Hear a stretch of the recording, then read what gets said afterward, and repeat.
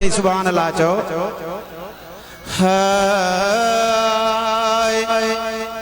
नथो दिल कीरो दिल भरो अची वियो हाय नथो दिल कीरो दिल भरो अची वियो पढ़ो दिल सा दुरूद सलातूं मता गणती कयो काज़र जी है मता गणती कयो काज़र जी कयूं कुल माफ़ रब मुश्किलातूं नथो दिल गिरो दिल भर अची वियो है पंहिंजे पूरे अक़ीदे खे झलजो हुन धुर जे चवण ते न हलजो पंहिंजे पूरे अक़ीदे खे झलजो हुन धुर जे चवण ते न हलजो मुझे आका जो आहियो महीनो गर्जी तो सुभान अल्लाह चो मुझे आका जो आहियो महीनो भली मीलाद मजड़े सा खातूं नथो दिल गिरो मोहम्मद अची वियो नथो दिल गिरो दिल भर अची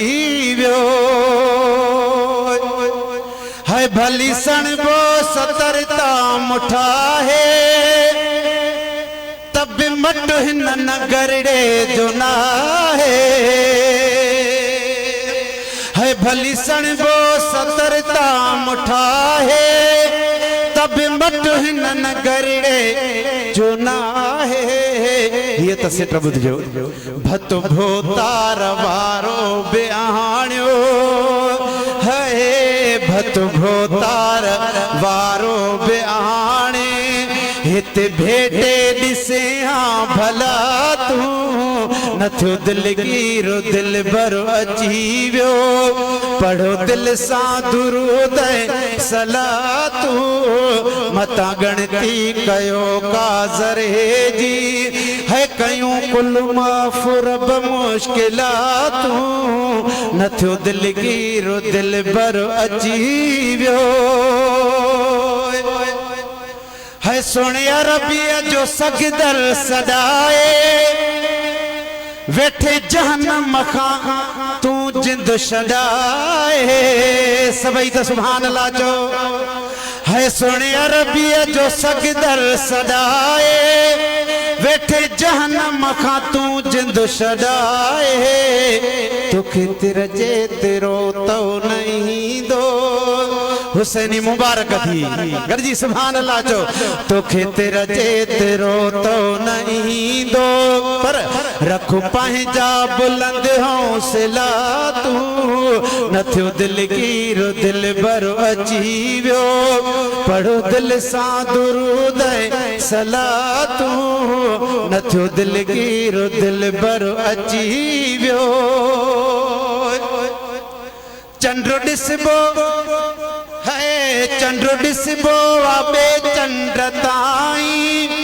केॾा खाधा थो खाई पचाई इलाहे काॾहूं इहो माल आयो अलाए काॾहूं इहो माल आयो है अलाए काॾहूं इहो माल आयो इन ॻाल्हियुनि में असली न आओ तूं नथो दिल गिरो दिल भरो अची वियो पढ़ो दिल सां दुरूद सलातूं नथो दिल गिरो दिल भरो अची वियो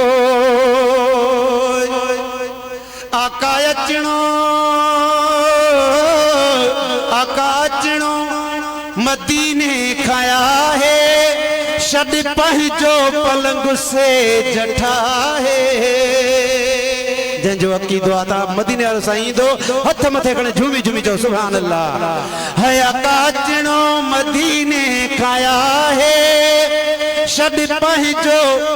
पलंग से जठा है सुना सुना मदाही सदाए है सुना सुना मदाही सदाए मिठे साईं जो मोको मलाए तू न थियो दिलगीर दिल बर अजीबियो। आखिरी मिसरो आ गॾिजी सुभान अल्लाह चओ है चवंदे कोटिया पिशावर पशीना महेश्वर वट कुदरती मशीना चवंदे कोटिया पिशावर पशीना महेश्वर वट कुदरती मशीना कंजी किस्मत साकारी सकाने है कंजी किस्मत साकारी सकाने ॾींदो भागन ते ॾातर वाॾा थियूं न थियो दिलगीर दिल भर अची वियो पढ़ो दिल सां दुरूद सलातूं मतां गणती कयो काज़रे जी है कयूं कुल माफ़ुर बि मुश्किलातूं न थियो दिलगीर मदीने वारो साईं अची वियो।